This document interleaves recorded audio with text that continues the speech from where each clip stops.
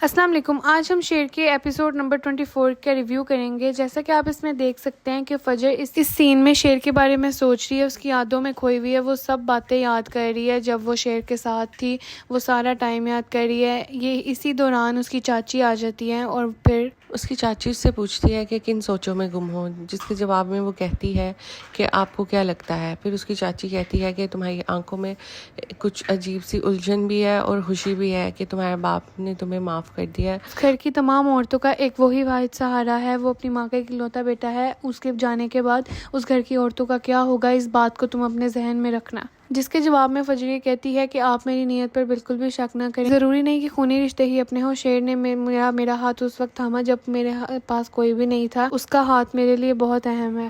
यहाँ बदरज़मान और शेर की माँ पुलिस स्टेशन आते हैं और पुलिस से कहते हैं सख्ती से कि शेर को तलाश करें। उसकी तस्वीर भी देते हैं ताकि उनको तलाश करने में आसानी हो, और वो कहते हैं कि जल्द से जल्द शेर को ढूंढ निकालें। पुलिस ऐसा ही करती है, वो शेर की तस्वीर लेके जगह जगह उसको तलाश करने के लिए निकल जाती है और जिन लोगों से पूछती है कि आपने इसको कहीं देखा है। इस सीन में जैसे कि आप देख सकते हैं कि शेर की एज यूजुअल रूटीन, उसकी मेडिसिन उसको दी जा रही है और शेर से एहतियाबी की तरफ जा रहा है। फजर को बहुत याद करते हुए उसको सोचता है और उसको लगता है कि फजर इस टाइम उसके पास है और वो उसको उसी तरह से जो है वो इमेजिन कर रहा होता है और ये सब कुछ शेर को बहुत अच्छा लग रहा होता है। जैसे जैसे दिन गुजरे हैं, शेर जो है वो रिकवर हो रहा है, सेहतयाब हो रहा है। दूसरी तरफ उसके घर में कुरान ख़वानी हो रही है। वो पुलिस जो है उसकी तलाश जारी रखे हुए है और बदरज़मान भी परेशान है कि वो कहाँ गया है।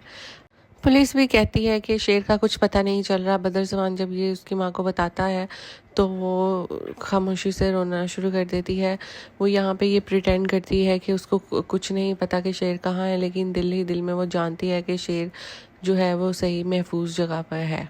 इस सीन में जैसा कि आप देख सकते हैं कि फजर सोई हुई होती है, लेकिन उसको ये ख्याल आ रहा होता है कि शेर जो है वो उससे मिलने आया है और वो उसके बगैर रह नहीं पा रहा होता, जिसकी वजह से वो उससे मिलने आ जाता है क्योंकि उसका फ़ोन तो पुलिस की वजह से बंद होता है। यहाँ शेर अपने कमबैक की भरपूर तैयारी कर रहा है। वो बहुत ही मजबूत होकर सबके सामने जाना चाहता है।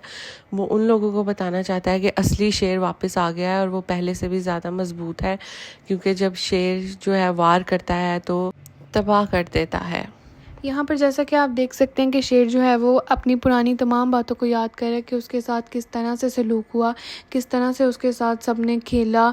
बदरज़मान ने उसके साथ जो कुछ भी किया वो सब का बदला लेगा वापस जाकर, इसलिए वो अपना कमबैक बहुत ही स्ट्रॉन्ग कर रहा है। यहाँ पर इस सीन में जैसा कि आप देख सकते हैं कि शेर जो है वो वापस आ चुका है, वो गाड़ी से उतर रहा है और जैसा कि आप उसको देख सकते हैं कि उसने अपना कितना कमाल का कमबैक किया है। वो बहुत ही जो है वो अच्छा लग रहा है। घर के अंदर एंटर होते ही उसको जो है वो पुरानी सारी बातें याद आ जाती हैं फजर को, जिस तरह से फजर भी इस घर में आई थी, क्योंकि अब वो फजर से प्यार करता है तो वो सब बातें याद कर रहा है। वो जैसे ही घर के अंदर थोड़ा सा और अंदर दाखिल होता है तो उसको उसकी माँ नज़र आती हैं। अपनी माँ को देख कर वो सारे पुराने फ्लैशबैक में चला जाता है, किस तरह उसकी माँ उससे प्यार किया करती थी। यहाँ पर जब शेर की माँ शेर को देखती है तो उसको यकीन ही नहीं आता कि ये शेर है। वो इसके पास आती है, उसको गले से लगाती है और पूछती है कि कहीं ये ख्वाब तो नहीं है, मैं आंखें खोलूंगी तो तुम फिर से चले तो नहीं जाओगे, मैंने तुम्हारे बगैर बहुत दुखी थी, मेरा दिल बहुत उदास और वीरान था। अभी वो ये सब बातें कह ही रही होती है कि उसकी छोटी बहन देख लेती है कि भाई आ गया है, तो वो पूरे घर में शोर मचाने लगती है कि शेर आ गया है।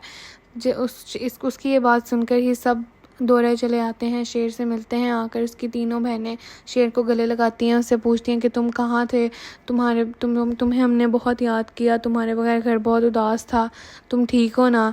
उसकी माँ भी आती है। यहाँ उसकी बड़ी अम्मी आती हैं, वो देखती हैं कि शेर आ गया, वो उसको गले से लगाती हैं, लेकिन वो उसको ये पूछने की बजाय कि तुम कहाँ थे, कितने दिन कहाँ रहे हो, कैसे रहे हो और कैसे तुमने हमसे रब्ता नहीं किया, वो उसको कहती है कि तुम आते साथ ही मुझसे क्यों नहीं मिले पहले। यहाँ पे मुझे थोड़ा सा ये वियर्ड लगा है कि वो इतने दिनों बाद वापस आया है घर। वो कहाँ था कहाँ नहीं, उसको वो तलाश करते रहे। आगे कमरे में बदरज़मान भी दाखिल होता है, वो भी उसको देख के शॉक रह जाता है और वो हैरान होकर देखता है कि शेर बिल्कुल ठीक होकर आया है। उसमें वो पागलपन और वो जो वहशी अंदाज़ उसका ख़त्म हो जाता है, वो बिल्कुल पुराने वाला शेर लग रहा होता है। वो शेर उसको कहता है कि आप मुझे देख के परेशान लग रहे हैं, मैंने आपको बहुत याद किया, क्या आप मुझे गले से नहीं लगाएंगे। वो बहुत शॉक में होता है वो उसको आहिस्ता से गले लगाता है और फिर जो है वो सब खाना खाने के लिए चले जाते हैं। उन्होंने बस स्टार्टिंग में शेर को इम्पोर्टेंस दी, उसके बाद सब अपने अपने काम करने चले गए। ये एक बहुत मेजर ड्रॉबैक है इस सीन का, ठीक है, जो कि हमारी ऑडियंस को पता होना चाहिए। सीन में उसकी पुप्पो को मैसेज आता है कि शेर जो है वो खैर से घर पहुंच चुका है। वो भागती हुई जाती है फजर को ये बात बताने के लिए, लेकिन रास्ते में उसको ताज बीबी से टकराव हो जाता है उसका, जिसकी वजह से वो उसको कहती है कि आप ये अपनी जॉब छोड़ दें, हर टाइम आप सरी हुई बातें करती रहती हैं, आप जो हैं वो प्यार से भी बात किया करें। चीज़ से बहस की वजह से वो जो है वो फजर के बाप के पास जाती है ताज बीबी, और उनको जाकर कहती है कि फजर का वादा कहाँ गया, हमने जो शेर की मौत की खबर सुननी थी वो हमें अभी तक क्यों नहीं मिली, क्या शेर फजर कुछ करेगी भी, कहाँ गए फजर के वो बड़े बड़े दावे जो फजर ने हमारे सामने किए थे, क्या सच में फजर शेर की जान लेगी भी या नहीं। आज बीबी की इन तमाम बातों की वजह से शुजात जो है वो एक बार फिर से फजर के बारे में सोचने लगता है। इस सीन में फजर की चची उसके कमरे में जाती है, वो खुशी से वो उसको बताती है कि भाभी का मुझे मैसेज आया, शेर घर वापस आ गया और हमारी खुशी का कोई ठिकाना नहीं है।